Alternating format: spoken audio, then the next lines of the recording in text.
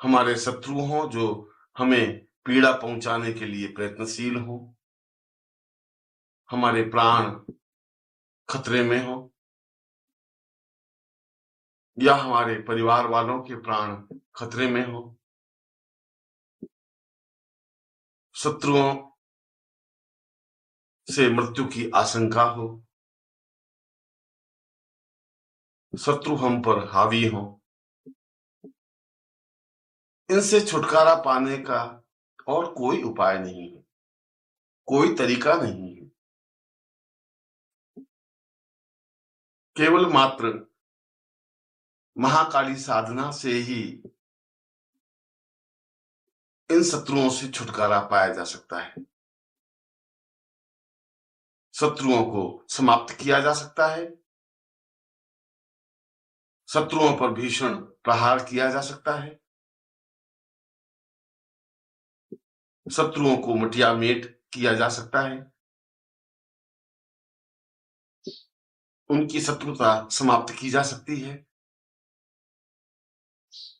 निश्चय और निश्चित रूप से मुकदमों में अनुकूलता पाई जा सकती है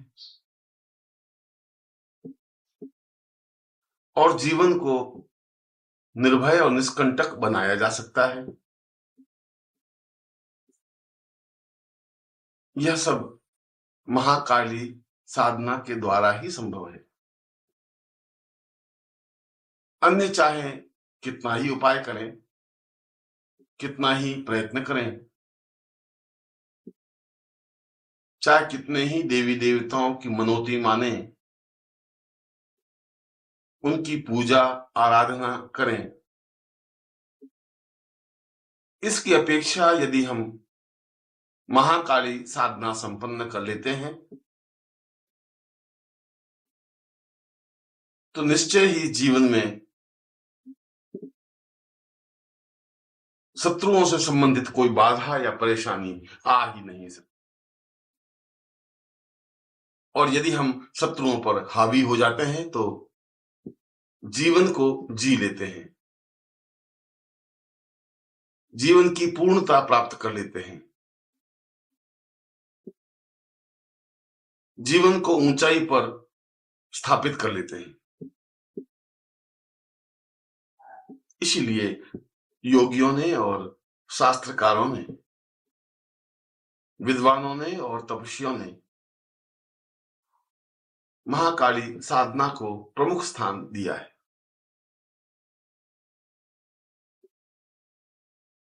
और योगियों के लिए,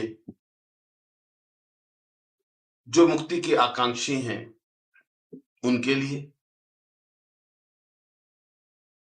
जो जीवन में धर्म के माध्यम से, साधना के माध्यम से पूर्णता पाना चाहते हैं,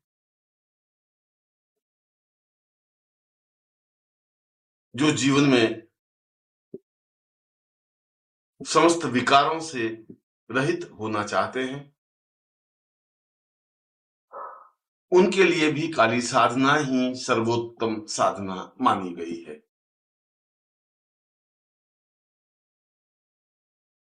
क्योंकि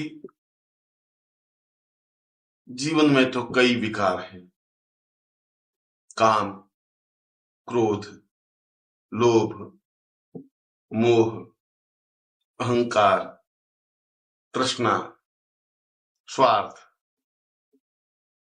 और ऐसे सैकड़ों विकार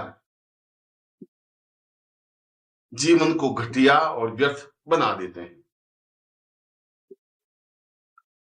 और जब तक ये विकार हैं, तब तक जीवन में पूर्णता कैसे आ सकती है? जब तक ये विकार हैं, तब तक साधना कैसे संपन्न हो सकती है? जब तक मन में लोभ, मोह, क्रोध, अहंकार है, तब तक प्रभु के दर्शन कैसे हो सकते हैं?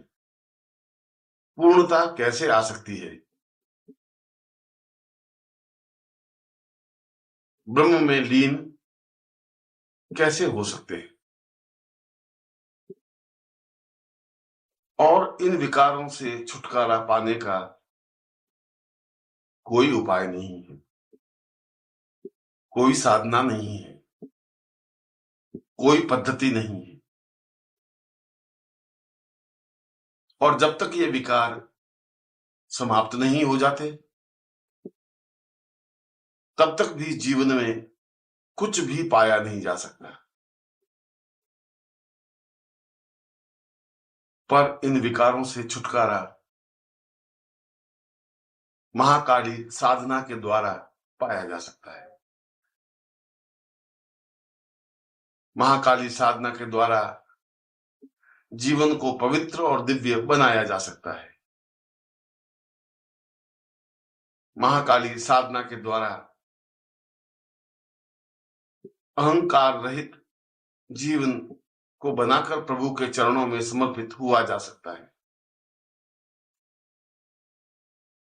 महाकाली साधना के द्वारा योगी अपनी कुंडलिनी जागृत कर सहस्रार का भेदन कर ब्रह्म में लीन हो सकता है। यह सब महाकाली साधना के द्वारा ही संभव है। यही एकमात्र ऐसी महादेवी है जो जीवन को पवित्र बना सकती है, जो जीवन को दिव्य बना सकती है, जो जीवन में रोशनी बिखेर सकती है, जीवन को ऊंचा उठा सकती है, समाज में सम्माननीय बना सकती है। और जो योगी हैं, तपस्वी हैं, साधु हैं, सन्यासी हैं या गृहस्थ हैं, जो जीवन में पूर्णता पाना चाहते हैं, आनंद की सृष्टि चाहते हैं,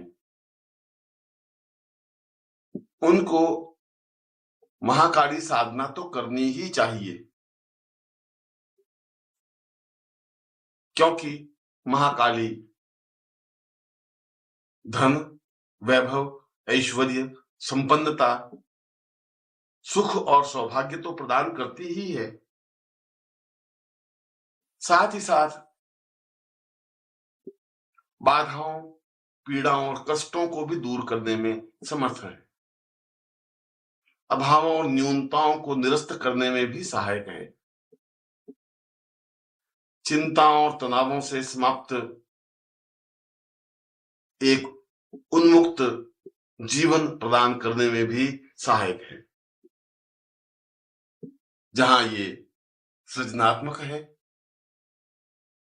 वहीं यह संहारात्मक भी है। इसीलिए महाकाली को सर्वोच्च महाविद्या कहा गया है। इसीलिए महाकाली साधना गृहस्थ व्यक्तियों के लिए और सन्यासियों के लिए समान रूप से उपयोगी बताया गया है। और फिर यह भ्रांत धारणा है कि महाकाली साधना उग्र साधना है या तांत्रिक साधना है। महाकाली तो अपने आप में अत्यंत सरल, सामान्य और सहज साधना है, श्रेष्ठ साधना है, जो किसी भी इष्ट को मानने वाले हो, गायत्री उपासक हो, सात्विक साधना करने वाले हो, चाहे शैव हो, चाहे वैष्णव हो, चाहे शाक्त हो, प्रत्येक इस साधना को संपन्न कर सकता है। क्योंकि महाकाली का स्वरूप ही अपने आप में उग्र है। महाकाली स्वयं अपने आप में अत्यंत सरल और सामान्य है, शीतलता प्रदान करने वाली है। सुख और सौभाग्य देने वाली है। और गृहस्थ व्यक्ति भी इस साधना को संपन्न कर सकते हैं गुरु के चरणों में बैठकर या अपने घर में गृहस्थ के कर्तव्यों का निर्वाह करते हुए या अनुष्ठान के रूप में। और यह बात भी निश्चित है कि महाकाली साधना संपन्न करने पर पूर्ण सफलता तो मिलती ही है, पर यदि किसी कारणवश साधना असफल हो जाए, पूरी तरह से मंत्र जप न हो, बीच में ही साधना छोड़नी पड़े या साधना में व्यवधान आ जाए, तब भी साधना करने वाले को इसका विपरीत प्रभाव देखने को नहीं मिलता। यह बात अलग है कि उस साधक को उतनी सफलता नहीं मिल पाती। यह बात अलग है कि वह जिस फल की कामना करता है वह फल उतनी पूर्णता के साथ न मिल पाए, परंतु इसका विपरीत परिणाम भोगने को नहीं मिलता।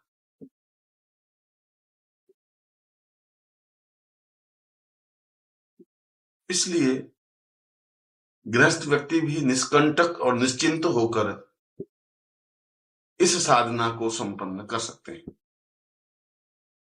उनको महाकाली साधना संपन्न करनी ही चाहिए।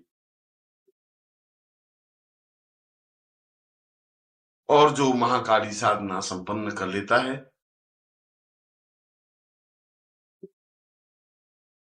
अन्य साधनाएं अपने आप उसके लिए सरल और सामान्य हो जाती। फिर उसे अन्य साधनाओं में असफलता नहीं देखनी पड़ती। फिर उसे पराजय का मुंह ताकना नहीं पड़ता। फिर उसे जीवन में हताशा या निराशा नहीं होती।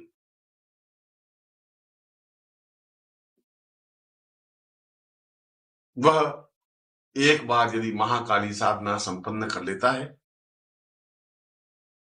तो सैकड़ों साधनाएं तो स्वतः सिद्ध हो जाती हैं। जीवन के अभाव और जीवन की परेशानियां तो स्वयं समाप्त हो जाती हैं।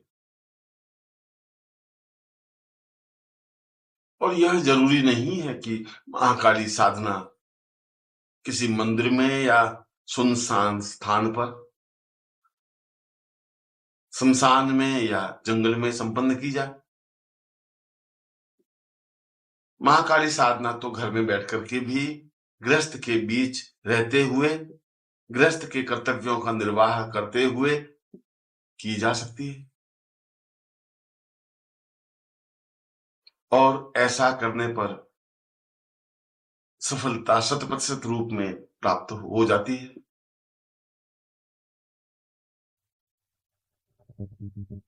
जो जीवन में कुछ करना चाहते हैं, जो अपने जीवन में। नमस्कार। अगर आप सद्गुरुदेव डॉक्टर नारायण दत्त श्रीमाली जी के दीक्षित हैं या फिर आपके पास उनसे जुड़े हुए कोई भी अनुभव है तो नीचे दिए गए हुए नंबर पर वीरल पटेल जी को मैसेज कीजिए या फिर फ़ोन कॉल कीजिए और अपने अनुभव ज़रूर शेयर कीजिए। डॉक्टर नारायण दत्त श्रीमाली जी के आत्मकथा का संकलन करने में मदद करें। धन्यवाद।